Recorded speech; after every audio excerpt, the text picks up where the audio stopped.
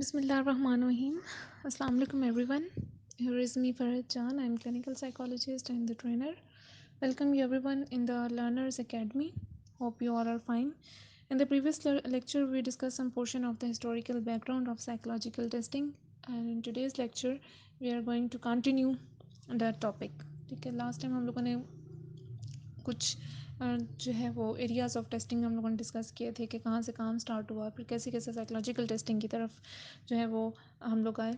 ठीक है, आज हम लोग हिस्ट्री के पोर्शन को ही कंटिन्यू करेंगे. कुछ और इनोवेशंस साइकोलॉजिकल टेस्टिंग में की उनका जिक्र करेंगे कि किन लोगों ने साइकोलॉजिकल टेस्टिंग में अपना रोल प्ले किया. ठीक है, अच्छा, हम लोगों ने लास्ट टाइम गैल्टन का जिक्र किया था, जेम्स एमसी कैटल का जिक्र किया था. उसके साथ साथ हम लोगों ने अल्फ्रेड बिने का, थियोडर सिमन का नाम लिया था कि उन्होंने इंटेलिजेंस की फील्ड में काम किया. ठीक है, अच्छा, आज हम लोग जिक्र करेंगे साइकोलॉजिकल टेस्टिंग एंड असेसमेंट में चार्ल्स स्पीयरमैन का. ठीक है, he was also considered as the pioneer in the field of testing in the assessment and psychology. ठीक है, इसके साथ साथ एडवर्ड एल थॉर्नडाइक, उन्होंने अचीवमेंट टेस्टिंग में काम किया है. लेविस टर्मन का इंटेलिजेंस टेस्टिंग की फील्ड में काम है. ठीक है, और इसके साथ साथ Robert Woodworth and Hermann Rorschach, इन्होंने पर्सनालिटी टेस्टिंग में, इनका जो रोशे टेस्ट हम लोग यूज़ करते हैं. ठीक है, तो वो पर्सनालिटी टेस्टिंग में इनका काम है. इसके अलावा एडवर्ड स्ट्रॉन्ग ने इंटरेस्ट मेजरमेंट की फील्ड में काम किया. इसी तरह अर्थर ऑटिस जो हैं, he worked on group administration of the intelligence test.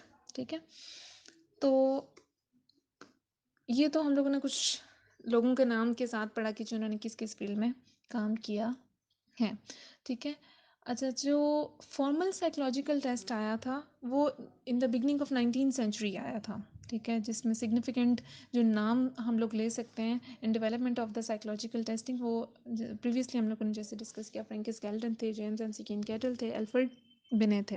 ठीक है, ऑन द अर्ली लेवल देखा जाए तो शायद साइकोलॉजिकल टेस्टिंग इतनी जो है वो डेवलप नहीं थी, बट लेटर ऑन जैसे जैसे एडवांसमेंट आती गई, जैसे जैसे ह्यूमन से रिलेटेड नॉलेज एडवांस होता गया, उसके साथ साथ साइकोलॉजिकल टेस्टिंग पे भी ज़्यादा से ज़्यादा काम हुआ.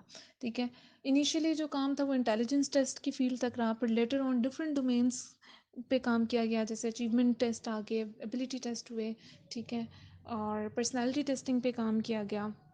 देन मेंटल डिसऑर्डर से रिलेटेड टेस्टिंग को इंट्रोड्यूस करवाया गया. ठीक है, इसमें डिफरेंट साइकोलॉजिस्ट, साइकेट्रिस्ट और मेडिकल प्रैक्टिशनर्स जो साइकोलॉजिकल प्रॉब्लम्स के साथ डील कर रहे थे, उनका रोल भी है.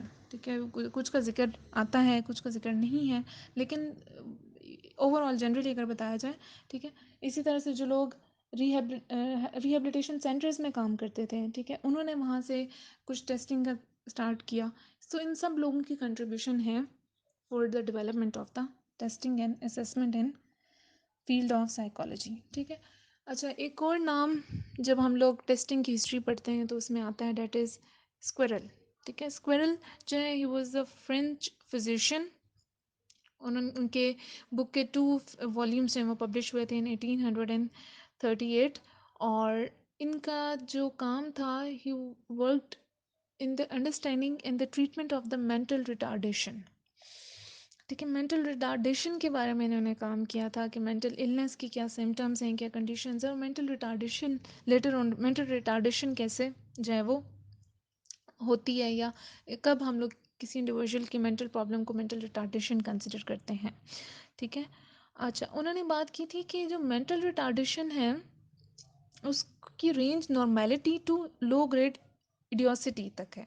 ठीक है, पहले के नॉर्मल का लेवल होगा, देन वो करते करते लो ग्रेड इडियोसी की तरफ जाएंगे. ठीक है, and according to the squirrel, mental retardation was found in various degrees. ठीक है, कि डिफरेंट लेवल्स पे जो है वो मेंटल रिटार्डेशन होता है, जैसे हम लोग आईक्यू के लेवल्स पढ़ते हैं ना, सिमिलरली उन्होंने मेंटल रिटार्डेशन के लेवल्स की बात की थी. ठीक है, तो स्क्विरल का काम है मेंटल रिटार्डेशन की फील्ड में. फिर इसके अलावा एक और हिस्ट्री में नाम आता है, डेट इज़ सेगवन. ठीक है, सेगवन भी फ्रेंच फिजिशियन थे. ठीक है, और उनका भी काम टेस्टिंग से रिलेटेड ही है, मेंटल रिटार्डेशन पे उन्होंने पे काम को कंटिन्यू किया स्क्विरल को फॉलो करते हुए, ठीक है। अच्छा, तो हम लोगों ने मेंटल टेस्ट का भी जिक्र किया था कि मेंटल टेस्ट का जो कॉन्सेप्ट है that was introduced by the McKeen, James M C कीन कैटल, ठीक है। अच्छा, ये सारी बातें तो 19th सेंचुरी की हो रही हैं। 19th सेंचुरी में जो मेन आप कह सकते हैं ना साइकोलॉजिकल टेस्टिंग का काम स्टार्ट किस एरा में हुआ था, वो 19th सेंचुरी थी, ठीक है, in the early period of the 19th century, ठीक है। और उसके साथ साथ फिर जैसे जैसे एडवांसमेंट होती गई इन द 20th सेंचुरी हमारे पास एक advance level of psychological testing हमारे पास आ गया था, ठीक है, जिसमें सबसे ज़्यादा जो इम्पोर्टेंट है that is Binet scale. It was the first formal test of the intelligence. इसके डिफरेंट वर्जन्स लेटर ऑन आए, ठीक है। जो फर्स्ट वर्जन था that appeared in 1905 that consist of the 30 problems mean 30 test उसमें इंक्लूडेड थे, ठीक है। इसी तरह से फिर डिफरेंट एज ग्रुप्स के लिए इस टेस्ट को जो है वो इसके न्यू वर्जन्स को डेवलप किया गया, ठीक है। अच्छा, 20th सेंचुरी से पहले तक हम लोग सिर्फ इंटेलिजेंस टेस्टिंग के इंडिविजुअल टेस्टिंग की बात कर रहे थे, ठीक है, कि हम लोगों ने जो भी टेस्ट डेवलप किए हैं वो एक इंडिविजुअल पे अप्लाई हो सकते हैं। बट लेटर ऑन जो काम हुआ आफ्टर 19th सेंचुरी और in the early period of the 20th century that was on the group testing, ठीक है।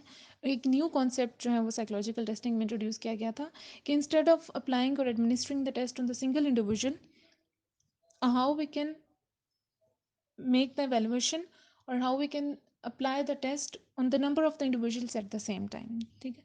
तो early period of 20th century में ग्रुप टेस्टिंग पे भी काम किया गया और इसको जो है इस पे अमेरिकन साइकोलॉजिकल एसोसिएशन ने डिफरेंट कमीशंस बनाए, डिफरेंट कमिटीज़ बनाई, ठीक है।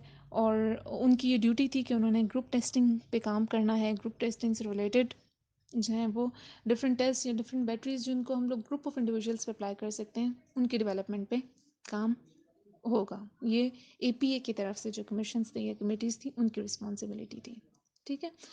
तो आज के लेक्चर में हम लोग को बस इतना ही डिस्कस करेंगे। जो हमारी हिस्टोरिकल बैकग्राउंड था साइकोलॉजिकल टेस्टिंग का वो यहीं तक था। इतनी ही अंडरस्टैंडिंग हमारे लिए इम्पोर्टेंट थी, ठीक है। और आई थिंक आपको कुछ ना कुछ समझ आ गया होगा कि कैसे डेवलपमेंट स्टार्ट हुई, कैसे एडवांसमेंट आई, ठीक है। डिफरेंट टेस्ट जो जिनका जिक्र आता है, जो डिफरेंट टाइप्स ऑफ टेस्ट हैं, ठीक है, उसमें किन किन लोगों की कंट्रीब्यूशंस हैं।